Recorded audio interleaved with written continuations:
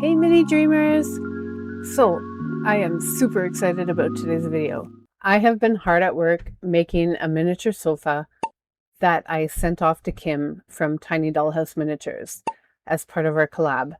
I can talk about this now because she's received her sofa and she loves it. So I'm super happy. I'm super happy it got there in one piece. So I want to show you kind of how I did it and show her how I did it. So the process I used, I didn't know if this was going to work, but it really turned out great in the end. So that's why I want to show it to you. So she had sent me an image of the sofa she wanted.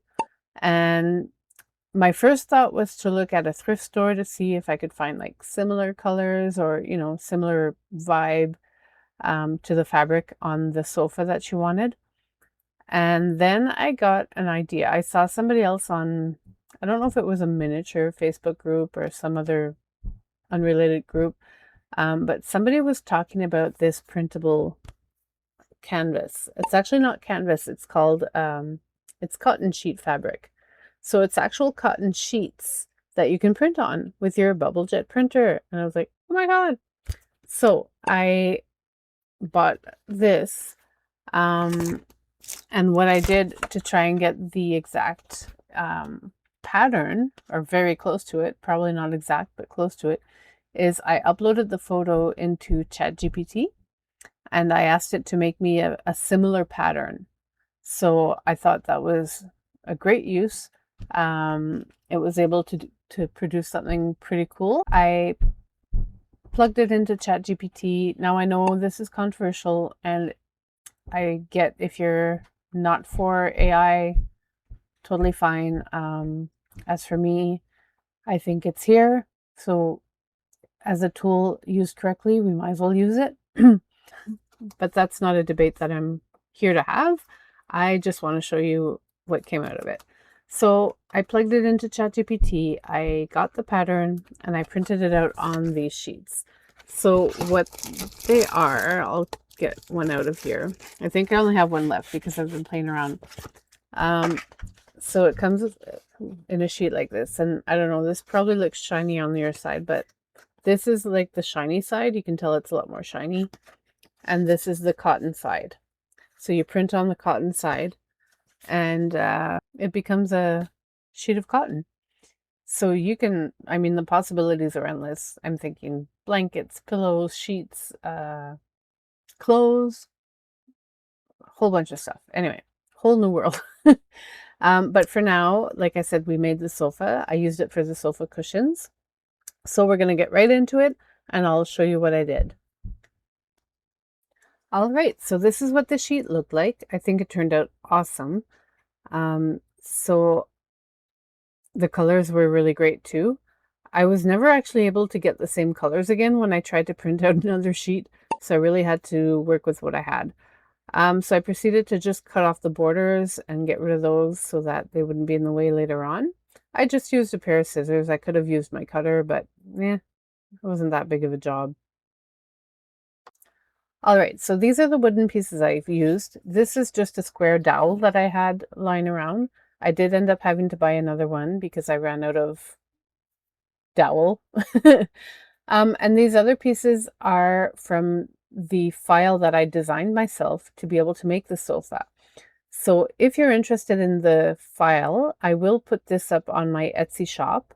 I only have one file up there right now, the one with my windows, but I do plan on putting tons more. So I will be putting this one up shortly. And don't think that just because you don't have a laser, you can't make this. If you have a Cricut or know somebody who does, you could totally make this as well using cardstock. And what you would have to do is just cut multiples so that you can glue them together to get the thickness. But otherwise, that should work. You could also 3D print this. You would just import it into your software and create the thickness that you need. So at first I traced around the rectangle and then I cut it out. And then I realized it would be much simpler to trace out double that size and fold it over. And then the rest of the sides, I could cut a thin strip of the fabric and glue it around. It would just be a lot less trouble that way, and it would have a nicer finish on the top of the sofa. So that's what I did. I chose to use Aleene's tacky glue, and honestly, I think it was the best glue for the job. It really held up well, and it didn't really take that long to dry. I didn't need to let it sit there all day. I could get back to work on it fairly quickly.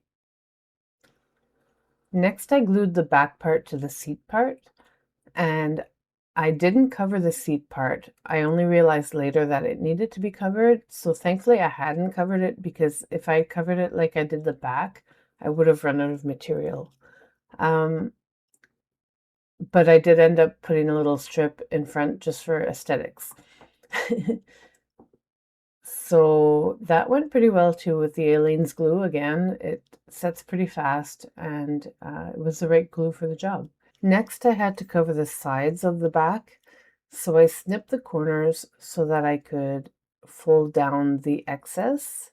There was a little bit of excess, not enough to cover the whole side, so I did end up cutting out a slim strip of fabric to go over that part, but I think it turned out great.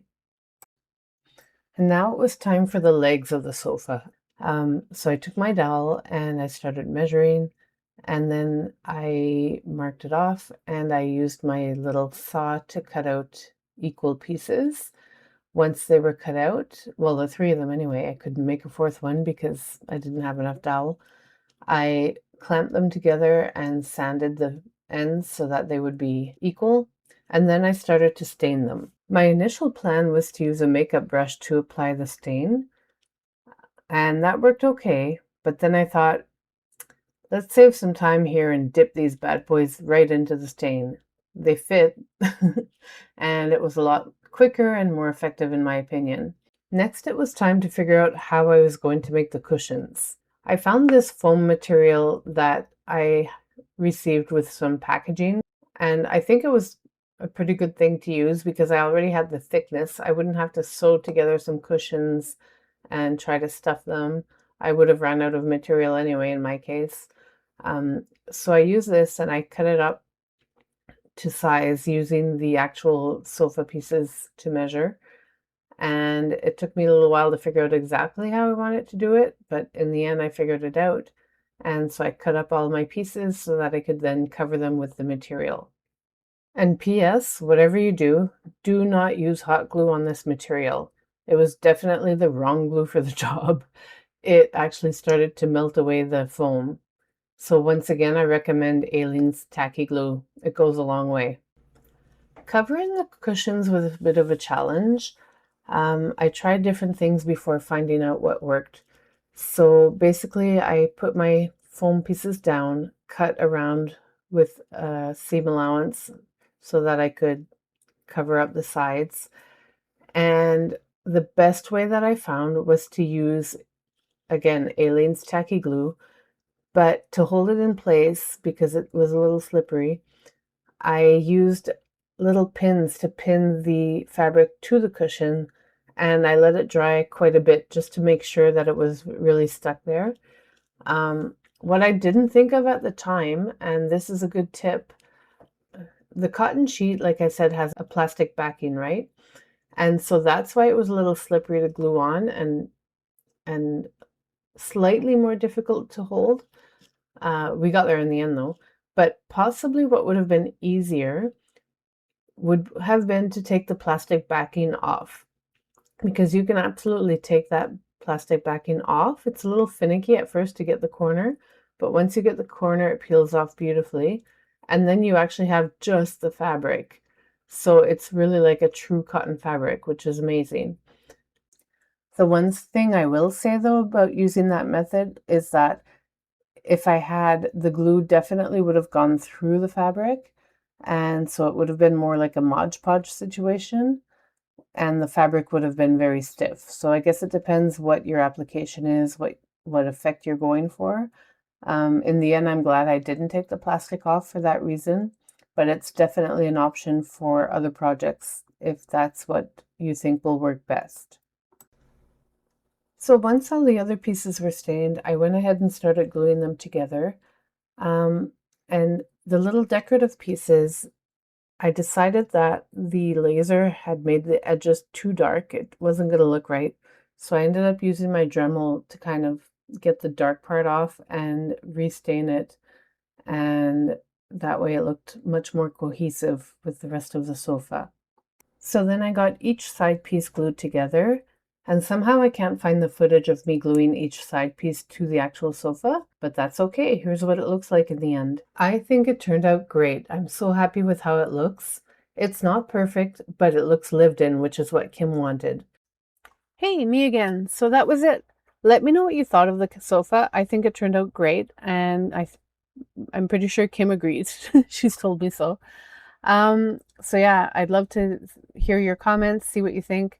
Do you think you would try something like this, or what are your other ideas of something that I haven't mentioned yet? If you like this kind of content, don't forget to subscribe, because I have another video coming up with the same material where I make a rug, and I use a technique that's pretty cool, so you won't want to miss that.